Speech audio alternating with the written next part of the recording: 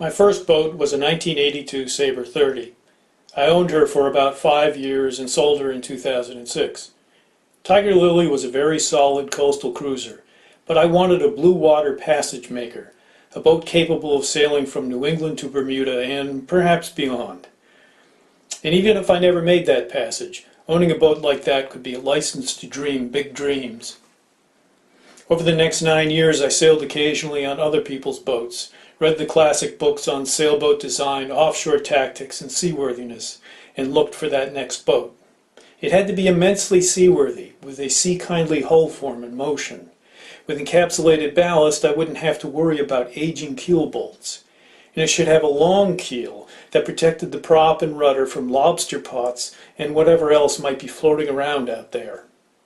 It should have a tiller steering, easily operated by wind vane self-steering, and allow me to position myself under a dodger out of the weather while helming by hand. In 2015, a Nicholson 32 came on the market in Robin Hood, Maine, north of Portland.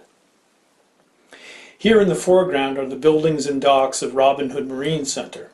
In the far background, connected by Goose Rock Passage, is the Sheepscot River that flows south into Sheepscot Bay and the Atlantic Ocean, roughly 5 miles downstream. Bermuda is just 800 nautical miles on 160 degrees true from there. Should be easy. Nicholson 32s were built by the Halmatic Company in Hampshire, England, beginning in 1963. Over the years, 369 were built. The one in Maine was hull number 296, a Mark 10 model built in 1974. The Mark 10 is actually 33 feet overall and 24 feet in length on the waterline. Its beam is 9 feet 3 inches. She displaces 13,700 pounds, of which about 6,600 pounds is lead ballast, giving her a ballast displacement ratio of 48%. I don't know for certain what the angle of vanishing stability is for the Mark 10, but I've seen an AVS of 165 degrees for a Mark 4 built in 1966. By the numbers, the Mark 10 has a comfort factor around 40 and capsize ratio of 1.55.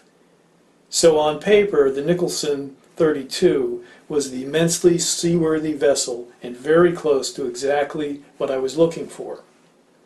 Nicholson 32s are sloop rigged, so I wanted to add a removable inner stay for a storm jib, although that would require reinforcing the deck where the stay would land.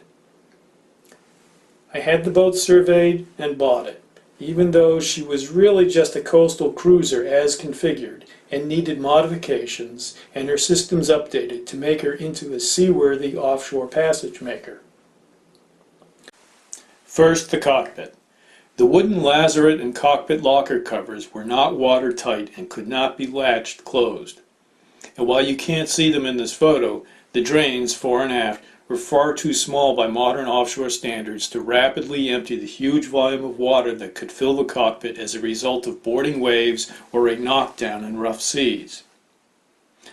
With guidance from a naval architect, the technicians at Robin Hood Marine Center, now Director Robin Hood, went to work in February 2016, making replacement locker covers and cockpit modifications.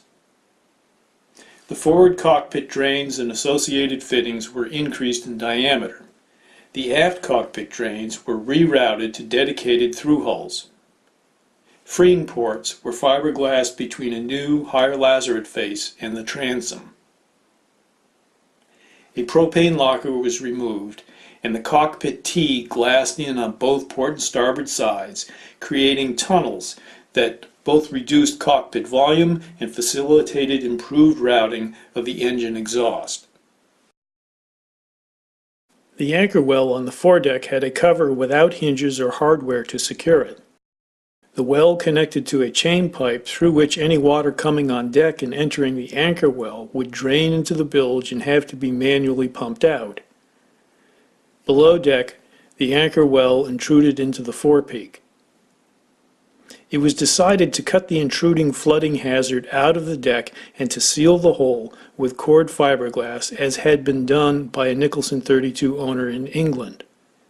Also, Reinforcing stringers were fiberglassed into the bow to strengthen it and prevent hull flexing observed by another owner of the same British boat when sailing hard to weather.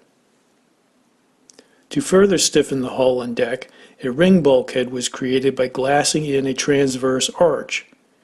The ring bulkhead would also strengthen the deck and spread the load from the inner forestay when deployed in heavy weather. When the fiberglass work was completed, a white gel coat was applied. The windlass was located on the foredeck, then a new chain pipe was fitted below to guide the anchor rod into the chain locker.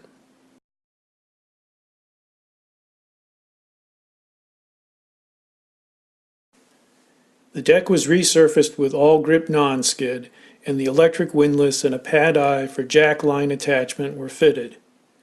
Meanwhile, the deck hatches were taken off the boat and reglazed by a Connecticut company before being rebedded.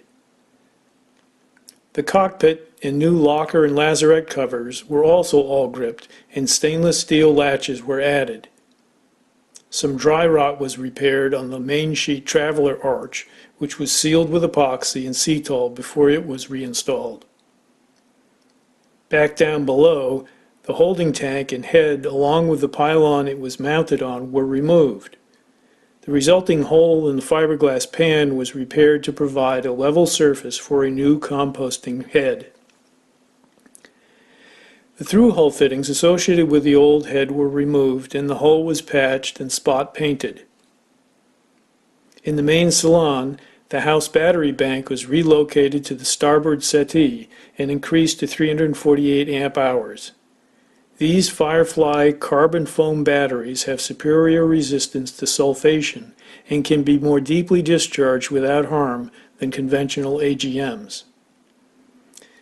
In the port cockpit locker, a 3.8 kVA shore power isolation transformer was mounted on the transverse bulkhead.